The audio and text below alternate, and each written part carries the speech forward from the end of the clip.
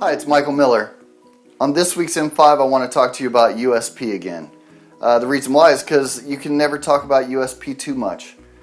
A lot of people are confused about USP and they're not exactly sure, what a unique selling proposition is. Well, it's, Rosser Reeves came up with the term unique selling proposition. Value proposition is another term for it, but also core story, which is something that the late Chet Holmes used to talk about. Now, what you're trying to do with a unique selling proposition is to find the reason why someone should do business with you versus all the other options available to them, including doing nothing. That statement comes from Dan Kennedy. But the best way of understanding it is to take the Shark Tank as an example. See, most people don't understand USP because they don't think about business the way that you're supposed to think about business or the way an investor would think about a business. So when a person comes into the Shark Tank, the sharks ask them, what's your valuation and how much sales do you have? Well, what they're really finding out about that, what they're really wanting to know is what makes their business unique and are people buying it?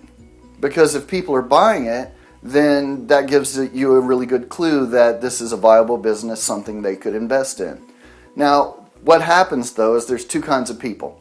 The first kind of people come in and they have a product that they've invented, that they believe that there's a market for, and they're just guessing. So they come up with an idea about what the market would want, and they develop a product for it, and they buy a lot of inventory and they get it produced and all this stuff, and they have 200,000 units of it, and they haven't sold anything. The second type is someone who said, I saw a need in the marketplace. There wasn't anything like this before. So I did a prototype. And that prototype, people became interested in it. So I was able to produce a small number. I didn't really make a lot, but what I did was I proved my concept. And that's something that Kickstarter can do right now, digitally. But you're proving the concept, and then they find out that the market has a need, and they develop a product to fit the need. Well, that's a unique selling proposition. If you think about apps right now, an app is different. Facebook is different from Twitter, is different from Vine, is different from Pinterest. They're all different because they perform different functions for different segments or markets. The thing is that there's no one really competing with each one of them that people know about. And that's because those people created a product and market match before anyone else did.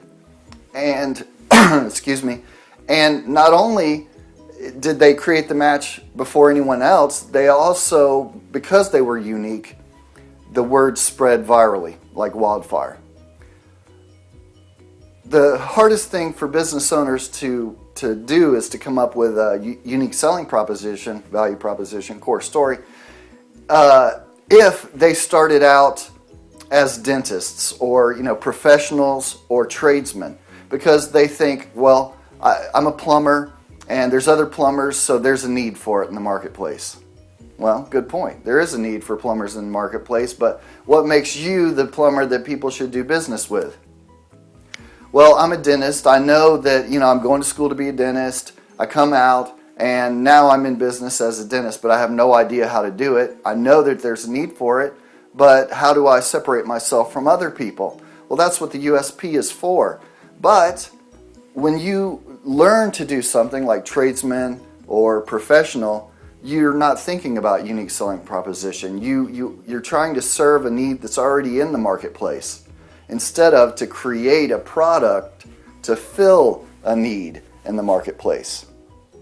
So it's important for every business. Every business has to have a unique selling proposition. Why should I do business with you versus all the other options available to me, and including doing nothing?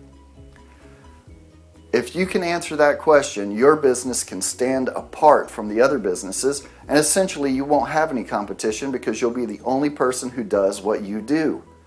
If you think about therapists, some therapists do anxiety. And other therapists do schizophrenics, right? So they're all therapists, but they have different niches that they niche. That's an easy way to separate yourself out, but the true way is to build a product, to build a business, to serve a need in the marketplace, and then do it better than everyone else, all of your competitors. That's this week's M5.